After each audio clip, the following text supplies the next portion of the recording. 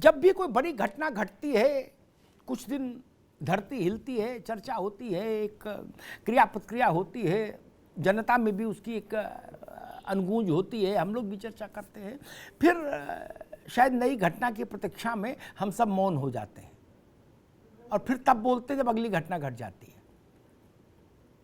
और ये देखते देखते पीढ़ियां बूढ़ी हो जाती हैं, लेकिन सिलसिला यथावत चलता रहता है। प्रियंका राणा, थाना बदल सकता है, जिले के नाम बदल सकता है, सन कैलेंडर बदल सकता है, लेकिन घटनाएं एक सी होती रहती हैं।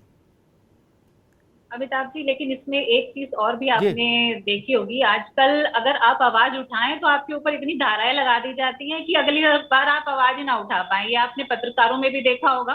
थोड़े दिन पहले भी एक पत्रकार के ऊपर इतनी धारे लगाई, उसने कुछ मुद्दे उठाए थे। पहले आपने मिड डे मील में भी देखा होगा, एक पत्रकार ने नमक के ऊपर, नमक से रोटी खाते हुए बच्चे की फोटो वायरल की थी, उसके ऊपर इतनी धाराएं लगा दी। आपने लखीमपुर खीरी भी देखा होगा, जहां पर मंत्री के बेटे ने किसानों के पर गाड़ियां चलाई और उनका क्या फिर बाद में नतीजा आया। हालांकि अभी जेल में है, लेकिन किस तरह से तब तो माना भी नहीं गया, सरकार ने अभी तक उनको अपनी पार्टी से भी नहीं निकाला, सरकार अभी भी उनके साथ खड़ी हुई है। गोरखपुर का केस ले लीजिए, हाथरस का ले लीजिए आप, बहुत सारी जगह हैं ऐसी जहां पर आप देख सकते हैं कि किस तरह से बर्बरता हुई। लेकिन सरकार का रवैया वही है। सरकार मैं कहती हूँ कि ठीक है, आप ये कहेंगे कि प्रशासन ने किया है, हम लोग जांच कराएंगे, लेकिन सरकार अगर बुलडोजर चला सकती है तो ऐसे जो पुलिसकर्मी हैं, जो इस तरह की चीजें, जो अपनी मनमर्जी से काम करते हैं, जो गुंडों से भी ज्यादा बड़े गुंडे हो चुके हैं, उनके ऊपर बुलडोजर कब चलेगा? ये काम सुनिश्चित करने का काम तो सरकार का है। कम से कम सरकार उनके अंदर तो खौफ पैदा करे। ठीक है, आप अपराधियों के मन में खौफ पैदा कीजिए, लेकिन उनके परिवारों के मन में खौफ पैदा करना ये कहाँ तक का सही चीज है? तो मैं तो यही कहूंगी कि किसी के परिवार को इतना प्रताड़ित मत कीजिए कि उनकी जो बेटियां हैं, जो उनके बच्चे हैं, कल को वो भी सुसाइड कर ले। ठीक है कंचन, एक मिनट मैं जैन साहब के पास चलूंगा एक चीज समझने के लिए। जैन साहब, मुझे लगता है इसमें एक फाइन ट्यून बैलेंसिंग की जरूरत होती होगी पुलिस को स्थानीय स्तर पर। मैं इस बात से भी सहमत नहीं कि आप किसी अपराधी के यहाँ जाएं और उससे पूछे कि भाई रामलाल जी हैं, बोले नहीं, बोले अच्छा कब मेरी नमस्ते कहना, हम फिर आएंगे, तो अपराधी कभी नहीं मिलेगा, ये भी हम जानते हैं। फिर अपराधी कभी भी नहीं मिलेगा, 1000 साल तक ढूंढते रहिएगा क्या? और दरोगा जी को अंधेरे उजेरे पालेगा तो रिवाल्वर और छीन लेगा और पटक के मारेगा। जैन साहब गलत नहीं कह रहा? ठीक कह रहे हैं। बहुतों की छिन जाती है राइफलें, रिवाल्वरें, हमने देखी। जो ऐसे होते जो प्रियंका राणा से ज्यादा प्रेरित हो जाते हैं और जाके कहते कि भाई जब नमस्ते आपको हाजिरी देनी है, तो वो उनको गिराक पटक के मारते हैं, रिवाल्वर छीन लेते हैं। लेकिन इतना तो होना चाहिए कि भाई भय दिखे। भय और इकबाल पुलिस के मामले में एक ही चीज के दो नाम हैं,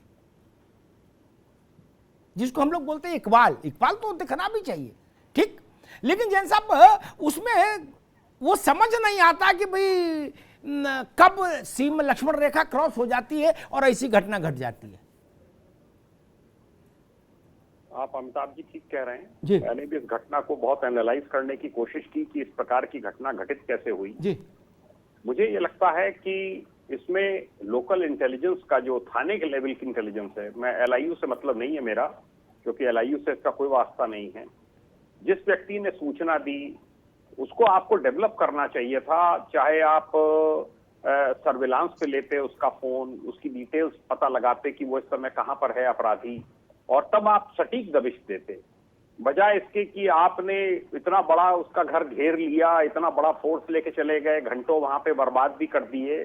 तो ये कोई समय का ना तो यूटिलाइजेशन है, ना प्रॉपर प्लानिंग है, और बस एक मैं समझता हूं कि एक दबंगई सी दिखानी थी, इसलिए अपना ये लोग वहां पर अपना पहुंच गए और इस प्रकार की एक घटना घटित हो गई।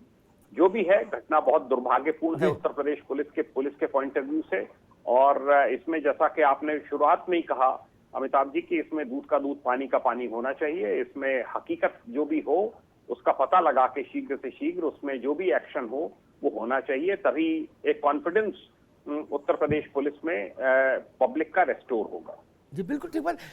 मैं ऐसी व्यवस्था चाहता हूं कि जिसमें कम से कम भले आदमी को थाने जाने में अमिताभ अग्निहोत्री की जरूरत नहीं पड़े। जैन साहब, मैं आपको सच्ची बताऊं, लोग मुझसे कहते कि एक बार आप बोल दो एसपी को थाने में वो जाना चाहता हूं मैं। ऐसा ना हो वो लोग कुछ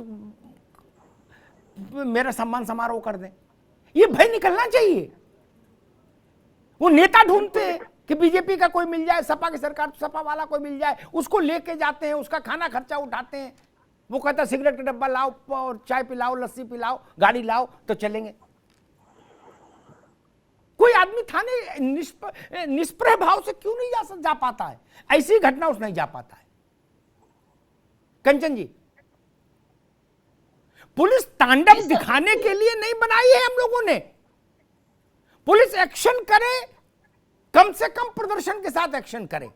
एक्शन सॉलिड होना चाहिए, वह प्रदर्शन न्यूनतम होना चाहिए। कंचन जी, और अब ये संभव है। अब तो टेक्नोलॉजी इतनी अपग्रेडेड हो गई भाई। ये मैं मानती हूँ, बिल्कुल आपसे सहमत हूँ कि ये होना चाहिए। और इतना ये भय जो है वो आम लोगों के दिल में नहीं होना चाहिए, जो आरोपी के दिल में है वो भरपूर होना चाहिए। एक चयनात्मक प्रक्रिया होनी चाहिए कि जो सज्जन है वो सज्जनता के साथ में ही मिले, उसे भय ना हो, उसे किसी भी प्रकार से तकलीफ ना हो थाने में जाने में। बिल्कुल आपके साथ हूँ, बिल्कुल पक्ष में हूँ। लेकिन ये कार्यवाही जो भी मैं कहूंगी कि ये बहुत ही तकलीफजन्य है, इसको ऐसा नहीं होना चाहिए। और अगर ये पुलिसकर्मी ऐसे काम कर रहे हैं तो मैं बिल्कुल ही इन चीजों को संज्ञान में लेने की कोशिश कर पाऊंगी कि ये ठीक नहीं है। आदरणीय योगी जी तक ये बात पहुंचाने की कोशिश करूंगी कि ये ऐसा नहीं होना चाहिए। और मुझे लगता है उन तक ये बात पहुंच ही रही होगी और वो बहुत जल्दी ही इन चीजों को संज्ञान में लेंगे। और ये जो भी आरोपी है या जिससे भी गलती हुई है, मैं फिर से कहूंगी कि इस पर बिल्कुल ही न्यायपूर्ण, न्याय संगत की तरह ही सारे कार्य को निभाया जाएगा, किया जाएगा। एक बात कहूं, फिर मैं वो सत्येंद्र यादव के पास चलूंगा। एक समय था जब दिमाग का ऑपरेशन का मतलब पूरा पीछे का हिस्सा तरबूज की तरह खुलता था, जैन साहब, और उसमें सर्वाइवल बहुत ही कम होता था। है कई हजार नसें कब कौन सी कहां दब जाए, कट जाए, वो काम खत्म। आज स्थिति ये है, आपको विदेश जाने की जरूरत नहीं, इसी देश में स्थिति ये है, बिना बड़ा रक्तपात किए, बिना सिर खोले, जो डैमेज पार्ट है वहीं पर जो क्रियाविधि होनी है वो लेजर से हो जाएगी, बाल बराबर छेद से, और 100% रिजल्ट। ये अंतर आया ना। तो पुलिस अभी तक वो माथा खोल के ऑपरेशन वाले मोड में क्यों रहती है? जैन साहब, एक सवाल ले लूं, सत्येंद्र, फिर आ रहा हूं पर। जैन साहब, पुलिस अभी भी माथा खोल अभियान में रहती है। ठीक कह रहे हैं आप, ये नहीं होना चाहिए। मैंने कहा ना, आज की तारीख में बहुत से तरीके हैं जी, सर्विलांस के मेथड्स हैं। हर गांव में देखिए, उसके तो घर के सामने ही उसके विरोधी रहते हैं। गांव गांव में आजकल रंजिश है, सब सूचनाएं मिल जाती हैं। कोई ऐसा नहीं है कि सूचना नहीं मिलती है। मैं भी जब पुलिस में रहा, बहुत से लोग फोन करके बता देते थे कि इस समय फला जिला बदर अधिकारी जो है वो अपने घर पर आया हुआ है या चौराहे पे खड़ा हुआ है 4 लड़कों के साथ में, दबिश दे दीजिए, पकड़ जाएगा। तो ये सूचना का, जिससे भी सूचना मिली है, या तो उसने गलत सूचना दी, सूचना अगर सटीक थी उसको वेरीफाई करना चाहिए था, सादे कपड़ों में लोग लगाने चाहिए थे, उनके प्रतिद्वंदियों से पूछना चाहिए था जो जिनसे उनकी खिलाफत है गांव में, और तब सटीक दबिश देनी चाहिए थी। इतना समय बर्बाद करना, इतने पुलिस फोर्स को लेके वहां पे जाना, घेराबंदी करना, इसका कोई औचित्य मेरी समझ में बिल्कुल नहीं। जी बिल्कुल। सत्येंद्र बाबू, एक सवाल खड़ा होता है हमेशा, जैसे हम लोग जाते हैं इधर गाजियाबाद से जाओ सहारनपुर की साइड है पश्चिम में, या हरियाणा जाओ, तो ट्रक के पीछे लिखा होता है यूं तो ऐसे ही चालेगी, यूं तो ऐसे। उधर पूरब में नहीं लिखा होता, इधर लिखा होता यूं तो ऐसे ही चालेगी। पूरब में नहीं, जहाँ उनके बलराम और दुर्गा वगैरह के सबके ट्रक चलते वहां नहीं लिखा होता, इधर लिखा होता। तो यूं तो ऐसे चालेगी। मैंने देखा थाने में का भी सूत्रवाक्य यही है, यूं तो ऐसे ही चालेगा।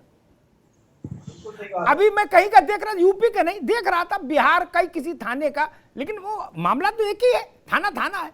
दरोगा जी केवल बहुत छोटा जांघिया पहने बैठे नग्नावस्था में थाने में, और फरियादी औरतों से मालिश करा रहे। बताइए, नंगे बैठे और मालिश करा रहे। बताइए, अब उनसे क्या अपेक्षा आप रखेंगे? तो बहुत ही, और ऐसे उत्तर प्रदेश में भी है, ऐसा नहीं कि वो बिहार में ही है। ऐसे वीडियो हम लोग पास यहां से भी आते रहते हैं। सत्यन जी, सर बहुत ही धरातली सर्वेक्षण रहता है आपका, बहुत ही ग्राउंड लेवल पे आप एनालिस करते हैं, और इसी बात को लेकर मैं आपका प्रशंसक रहता हूँ हमेशा। आपने एक बहुत अच्छी बात कही सर कि ये यूं तो ऐसे चलेगी वाला सिस्टम कब बदलेगा। सर इसके लिए आप देखेंगे हमारे साथ पुलिस के भी वरिष्ठ साथी बैठे हुए हैं इस वक्त डिबेट में। ये पुलिस एक्ट जो है ये लगभग 1860 के आसपास का पुलिस एक्ट है। जो इंडियन गवर्नमेंट जो है इस वक्त वो दूसरे हालातों की है, और जब पुलिस एक्ट बना था वो ब्रिटिशियन थे उस वक्त, उन्होंने ये पुलिस एक्ट को जो तैयार किया था ये हम भारतीयों पर जुल्म ढाने की मंशा से तैयार किया था। ये पुलिस एक्ट जो है, जब तक ये पुलिस एक्ट नहीं, इसमें जब तक तब्दीली नहीं हो, देखिए नेताओं को अपने अनुसार हर तरह का संशोधन हो जाता है जो उनको रियायत दे, उनको अच्छी व्यवस्था उपलब्ध कराए, लेकिन इस व्यवस्था परिवर्तन में ये आर्टिकल नहीं आ पाता है कि 1860 का किताब दरोगा जी आ गए, थानेदार साहब आ गए, चलो भागो भागो घरों के भीतर भागो।